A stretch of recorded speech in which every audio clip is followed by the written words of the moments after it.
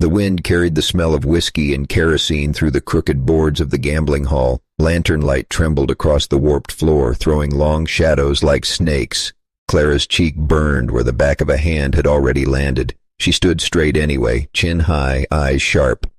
Ezekiel Thorne swayed in the doorway, boots grinding grit into the planks. His breath reeked of rot gut and rage. A burlap sack dangled from his fist, dark stains soaking through the weave. "You hide what's mine, girl."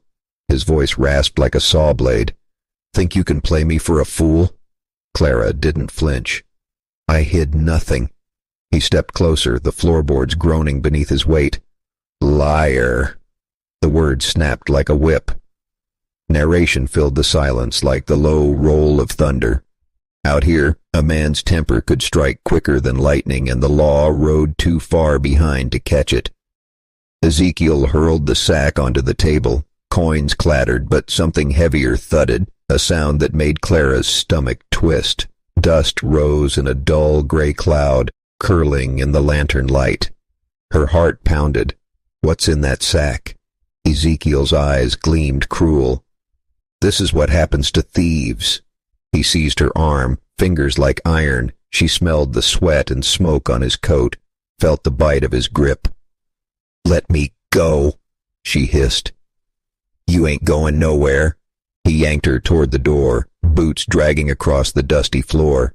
The crowd kept their eyes on their cards, silent as stones. Outside, night stretched endless and black. A coyote's cry split the horizon. Clara caught the moon's thin edge, silver as a knife, and swore it would not be the last thing she saw. In the west, darkness didn't fall. It hunted. Ezekiel tightened his hold and whispered, "By dawn, you'll beg for mercy." Clara stared into the shadows beyond the lantern glow. Somewhere out there lay escape, or death. Her pulse steadied, despite the fear. She would not beg. Not tonight. Not ever. The sack swung from Ezekiel's hand, heavy and ominous as he dragged her into the desert wind. The desert night stretched like a black ocean, the stars sharp as shattered glass. Wind hissed through the mesquite, carrying the dry rattle of distant coyotes. Clara's wrists burned from the coarse rope biting into her skin as Ezekiel shoved her forward. "Walk," he barked. Her boots slipped on the gravel slope of the ravine. Sand skittered underfoot, stones tumbling into the dark below. Narration cut through the silence like a cold blade. Out here, the land kept no secrets. It swallowed screams and left only bones for the buzzards. Ezekiel's breath steamed in the moonlight. He smelled of liquor and gunpowder. "You think you can shame me?" His voice carried a cruel laugh. "The desert'll shut you up." Clara stumbled, caught herself, and faced him. "You'll answer for this." He sneered, teeth flashing. "Ain't no sheriff out here, girl. Ain't no one to hear you." The rope jerked tight as he dragged her to the ravine's edge. Below, the earth dropped into shadow, a pit of silent black. The moonlight caught the sharp lines of rock like the edge of a blade. Ezekiel leaned close, his words hot against her ear. "By dawn, the dark will have you." He shoved hard. Clara fell to her knees, the grit tearing her palms. The burlap sack thudded beside her, its weight sending a dull echo into the void. Narration slowed to a hush. Night pressed in, a living thing. Each gust of wind whispered of endings, quick, cruel, inevitable. Ezekiel wrapped the rope around a stunted cedar, knotting it tight. "Think on your sins," he spat. His boots ground against the gravel as he turned away. Clara's heart hammered. "Ezekiel!" Her cry cracked across the ravine. He didn't look back. "Dark'll take you before I do." His figure dissolved into the haze, on a smear of shadow against deeper black. Silence settled, heavy as the sky itself. The wind rose, lifting strands of her hair, stinging her eyes with grit. Clara tested the rope, too tight. She forced her breath steady, feeling the cold creep through her bones. The desert wanted her, but she would not give herself easy. Above, a lone star burned brighter than the rest. Hope, small but defiant, flickered in her chest. A low lantern glow flickered on the ridge, no bigger than a firefly in the endless dark. Clara squinted through wind-stung eyes, half convinced it was a trick of the desert night. The rope carved into her wrists, every tug sending a hot sting through numbed fingers. Narration whispered like the wind itself. Sometimes salvation comes quiet, a single light against an ocean of black. Hoofbeats thudded soft but sure, measured, deliberate. A rider emerged from the silver haze of moonlight. Broad shoulders, weathered coat, a chestnut horse stepping careful down the slope. The man reined in, lantern swinging from his saddle horn, casting long gold streaks across the ravine walls. "Easy there," his voice rumbled low and steady. "You hurt bad?" Clara swallowed dust. "Rope. Can't move." The stranger dismounted, boots crunching gravel. Up close, his face was cut by years of sun and wind, gray streaking the beard. A quiet strength settled around him like a second skin. He crouched beside her, knife flashing in the lantern light. "Name's Jed Cole," he said, slicing the rope with one clean motion. "Who did this?" "My stepfather," Clara rasped, voice brittle as dry grass. Jed's eyes hardened, steel under the brim of his hat. "You're safe now." Narration slowed, heavy with meaning. In a land where mercy was scarce, a good man's word could be stronger than iron. Clara wavered as blood returned to her hands. Jed caught her before she fell, his arm a firm wall. "Take my hand before the dark comes," she whispered, half plea, half prayer. He nodded once. "Let's get you out of here." The chestnut horse shifted, lantern swaying, leaped. Key a tiny sun. Jed lifted Clara gently into the saddle, then swung up behind her. The warmth of his coat pressed steady against her back.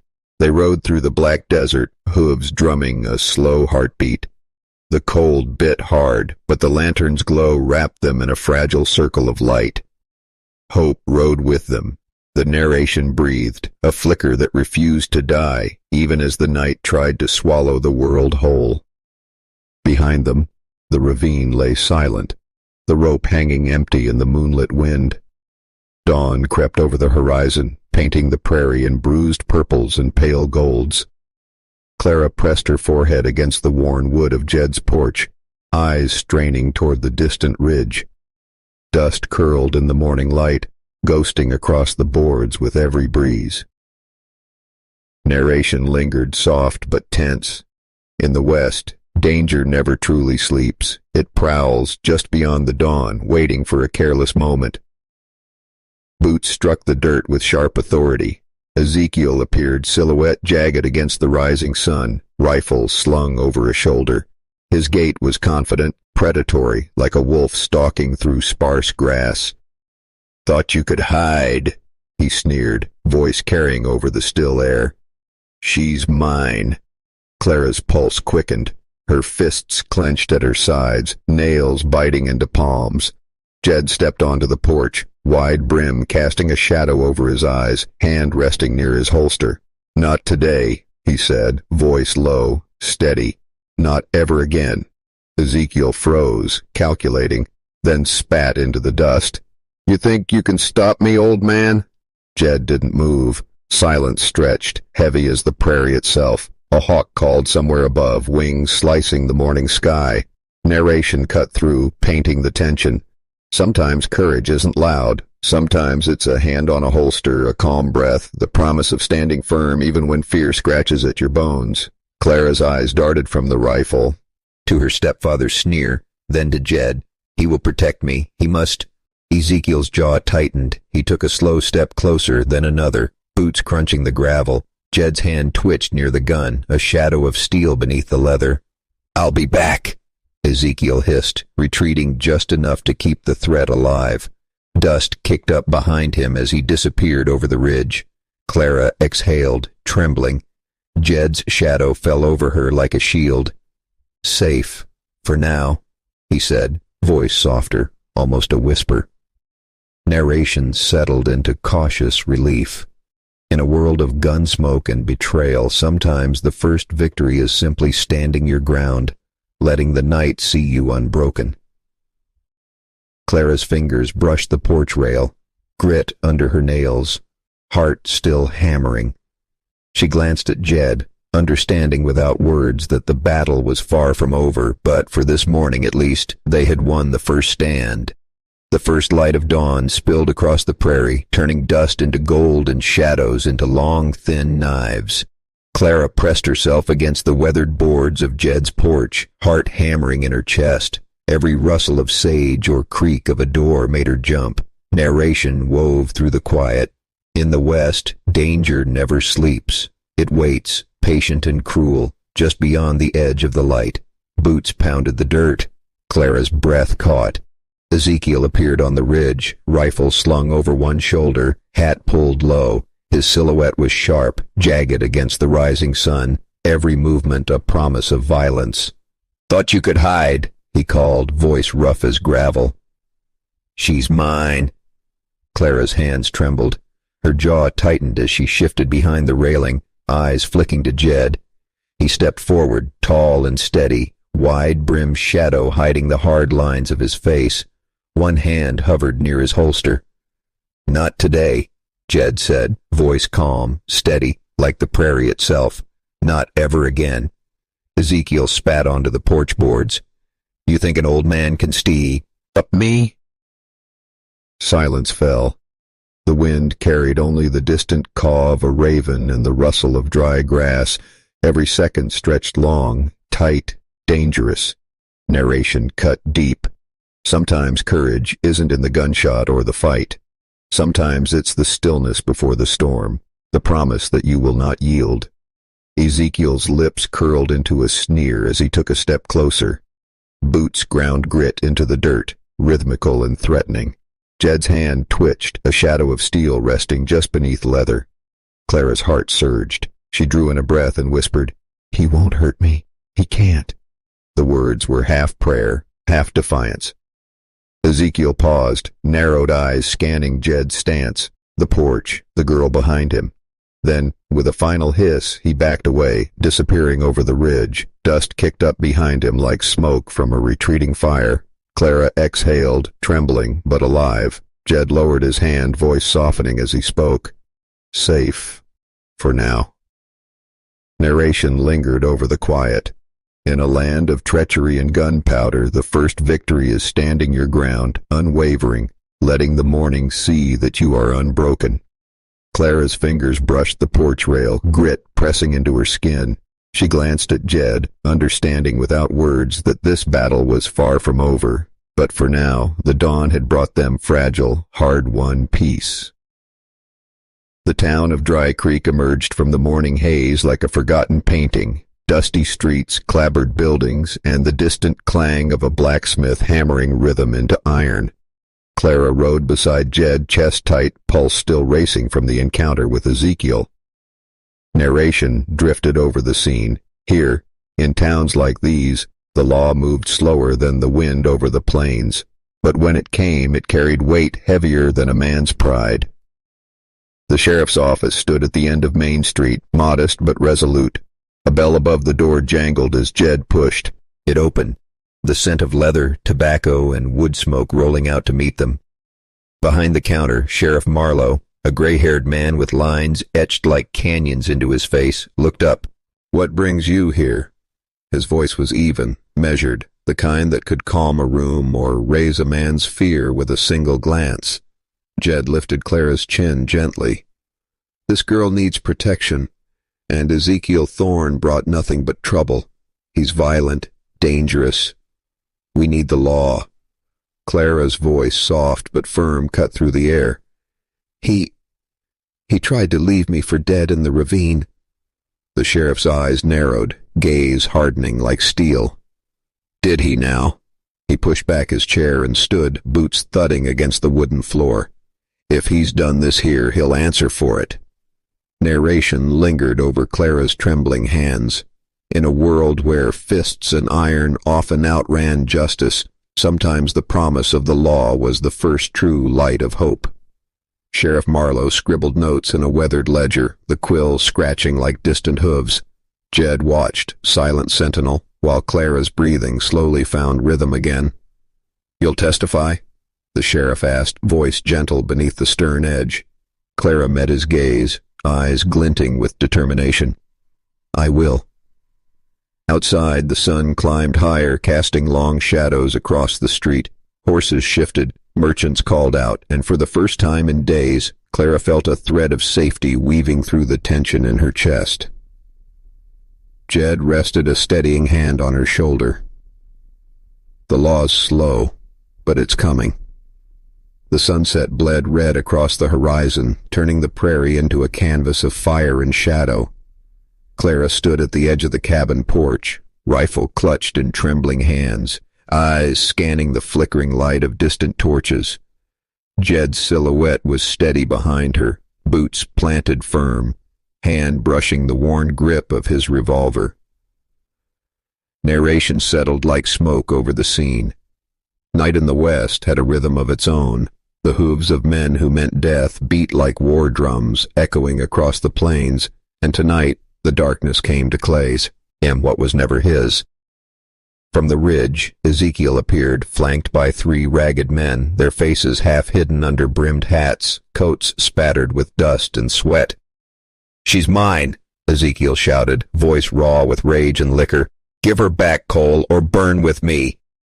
Clara swallowed hard, the barrel of her rifle steady despite the quiver in her chest. Jed stepped forward, jaw tight, eyes unblinking. "Not tonight," he said, voice low and iron strong. "You don't touch her." Torches carved monstrous shadows across the cabin walls. The gang kicked dirt and stones, circling closer, whispering threats. Dust rose in swirls, stinging Clara's eyes. A lantern swung from the cabin roof, casting a golden halo around Jed as he positioned himself by the doorway. Narration drifted over every heartbeat. Courage is not the absence of fear. It is standing firm when every instinct screams to run, to hide, to yield. Ezekiel spat on the porch, fingers twitching near the rifle slung across his back. "You'll pay for this," he growled.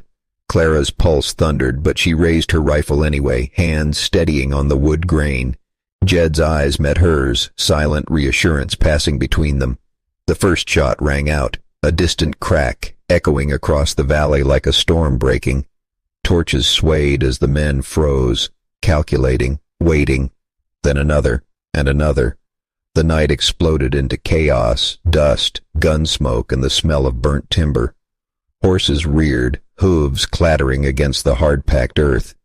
Jed moved like a shadow through the chaos, guiding Clara behind the cabin wall, blocking every angle.